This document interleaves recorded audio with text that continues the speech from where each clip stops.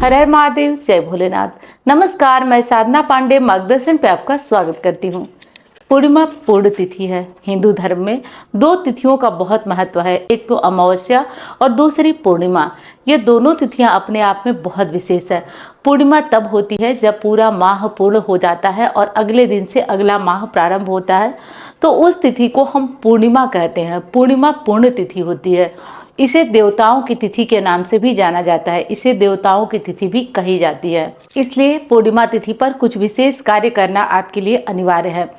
देखिए, आप हिंदू धर्म में हैं और अमावस्या और पूर्णिमा तिथियों का नियम अगर नहीं पालन करते हैं तो निश्चित तौर पे आपको परेशानी का सामना करना पड़ेगा। इसलिए इन दो तिथियों में भगवान की पूजा करना, जैसे पूर्णिमा अमावस्या को गंगा नदी में स्नान करना बहुत श्रेष्ठ होता है। अगर गंगा में नहीं स्नान कर पाते हैं तो घर में ही विधिवत दिव्य गंगा जल डालकर स्नान करें, और अगर ऐसा नहीं कर पाते हैं तो साधारण जल से ही स्नान करें, परंतु स्नान करके नारायण की पूजा जरूर करें। भगवान विष्णु की पूजा करने से सारे पाप ताप कष्ट नष्ट हो जाते हैं। आज के दिन सत्यनारायण की कथा भी होती है, तो सत्यनारायण की कथा भी आप अपने घर में करा सकते हैं। सत्यनारायण की कथा करने से भी रोग शोक तकलीफ कष्ट दूर होते हैं। तो चलिए और हम जान लेते हैं विशेष। सबसे पहले तो पूर्णिमा जिस दिन होती है उस दिन हमें जल्दी जगना चाहिए। जिस दिन पूर्णिमा हो उस दिन हमें जल्दी जग जाना चाहिए, और जल्दी जग करके हमें कुछ विशेष कार्य करना होता है। जैसे कि पूर्णिमा तिथि में जल्दी जगिए, जल्दी जग करके और आप अपने घर की यथासंभव साफ सफाई करिए। और दूसरा कार्य जो हम करेंगे वो दहलीज पूजन। साउथ वगैरह की तरफ आप देखते होंगे प्रतिदिन दहलीज पूजन होता है, और जिन घरों में दहलीज पूजन होता है ना, उन घरों में हमेशा लक्ष्मी माँ निवास करती हैं, उन घरों में सुख संपन्नता निवास करती है। तो आप हर दिन दहलीज पूजन नहीं कर पाते हैं तो कम से कम पूर्णिमा अमावस्या तो जरूर किया करिए। तो जगिए और थोड़ा सा हल्दी हाथों में लीजिए, थोड़ा सा हाथों में हल्दी लीजिए, पानी से उसे गीला करिए और अपनी दहलीज को लीप डालिए। दहलीज को लीपिए, लीप करके उस पर स्वास्तिक बनाइए, फूल है तो फूल चढ़ाइए, अक्षत चढ़ाइए, और बना करके माँ लक्ष्मी का कनकधारा स्तोत्र या श्री सुक्तम बोलते हुए ही आप दहलीज पूजन करें। ऐसा करने के बाद अब आए और घर में सबसे पहले तो सूर्य नारायण की पूजा करें, उसके बाद तुलसी माँ की पूजा करें। यदि रविवार नहीं है तो, मैं हर पूर्णिमा का नियम बता रही हूँ आपको, यदि रविवार नहीं है तो तुलसी माँ की पूजा करें। उसके बाद आप अपने घर में आए, घर के मंदिर में आए, और वहाँ अगर भगवान विष्णु जी की कोई भी प्रतिमा आपके घर में रखी है, चाहे पीतल की प्रतिमा है, चाहे शालिग्राम जी के रूप में निवास करते हैं, तो आप आटे का चूरन जरूर बनाएं। आज के दिन आटे का चूरन बनाएं, केले मंगवाएं और इससे भगवान को भोग लगाएं, और सत्यनारायण की कथा सुने। अगर आप सत्यनारायण की कथा करते हैं तो बहुत उत्तम, नहीं करते हैं तो आप और मैं, मेरे चैनल पे मार्गदर्शन पे लाइव होती है कथा, लगभग 9 बजे, 9:30 बजे, 9 से मतलब 8 से लेकर के और 10 बजे के बीच चेक करते रहिएगा। कथा लाइव होगी, हम और आप दोनों साथ सुनेंगे कथा। तो सुन सकते हैं, ब्राह्मण के मुख से कथा सुनवाई जाती है तो आप भी सुन सकते हैं। तो मैं बात कर रही थी कि क्या करना है। तो नारायण की पूजा में आप केले ले लीजिए, और आटे का चूरन बनाया जाता है, उसे घी में भूनकर चीनी डाल करके ड्राई फ्रूट्स डाल करके चूरन बनाया जाता है। तो चूरन और वो चीज़ें आज भगवान विष्णु को ज़रूर चढ़ाइए।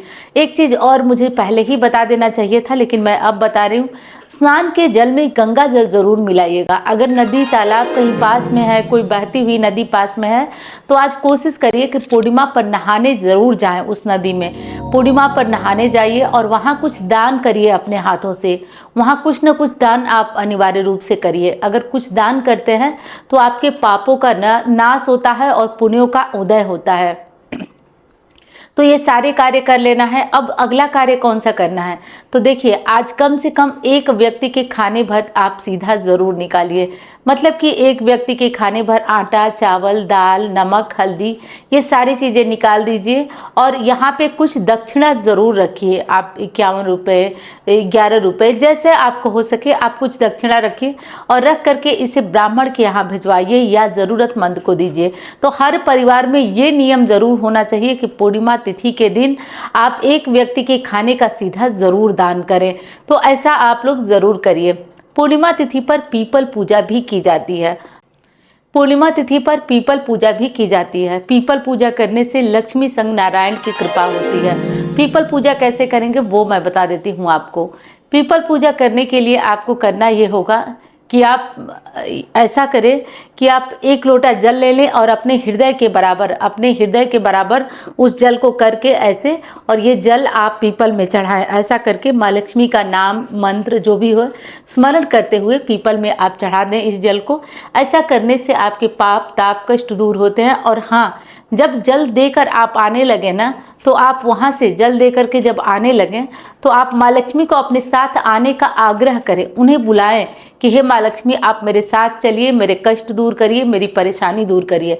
ऐसा बोल करके आप माँ लक्ष्मी को लेकर अपने साथ अपने घर आ जाइए और घर के मंदिर में ले आकर उन्हें बैठने का इशारा करिए। ऐसा करने से आपके घर में, ये बातें सुनने में थोड़ा सा आपको सांकेतिक लग रही होंगी कि इससे क्या होगा, लेकिन करके देखिएगा, बहुत फर्क होता है। माँ लक्ष्मी की कृपा 1 महीने के अंदर अंदर ऐसे परिवारों में देखने को मिलती है।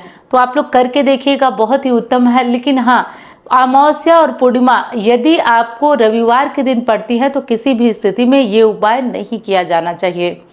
और हाँ, पूर्णिमा तिथि में एक और कार्य होता है जो नहीं करना चाहिए हमें, जो नुकसानदेह होता है। जैसे पूर्णिमा तिथि में कभी भी भूल करके भी सुहागिन महिलाओं को सिर के ऊपर से पानी डालकर स्नान नहीं करना चाहिए या बाल नहीं धोना चाहिए। चाहे भले ही आप पीरियड्स का बाल धो रही हैं, लेकिन बाल आपको नहीं धोना चाहिए। ऐसा करने से सुहाग सौभाग्य में वृद्धि बाधा आती है, तो ऐसा आप बिल्कुल न करें। और हाँ, किसी कारण से नदी, तालाब, गंगा, यमुना ऐसी नदियों में स्नान करने का सौभाग्य मिल रहा है, फिर वहाँ आप बांधे हुए बाल में नहा सकते हैं, डुबकी लगा सकते हैं।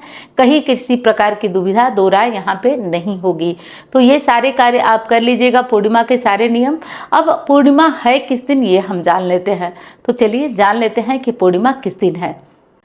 पूर्णिमा तिथि का प्रारंभ हो रहा है 11 मई को शाम 6:55 पर, और पूर्णिमा तिथि समाप्त हो रही है 12 मई को शाम को 7:22 पर। तो इसलिए उदया तिथि के अनुसार पूर्णिमा का व्रत या स्नान दान की पूर्णिमा हमारी 12 मई को पड़ेगी। तो चाहे स्नान दान की पूर्णिमा हो गई, चाहे जो भी पूर्णिमा, व्रत करने वाली पूर्णिमा, सत्यनारायण की कथा वाली पूर्णिमा, सारी पूर्णिमा 12 मई को ही रहेगी। तो निर्विघ्न तरीके से पूर्णिमा हमारी 12 मई को रहेगी, चाहे वो स्नान दान की हो गई, चाहे वो व्रत की पूर्णिमा हो गई। चंद्रोदय का समय क्या है वो भी नोट कर लीजिए। तो चंद्रोदय का समय 5:33 से लेकर के और 8:36 तक है। तो आप इस मुहूर्त को नोट कर लीजिए।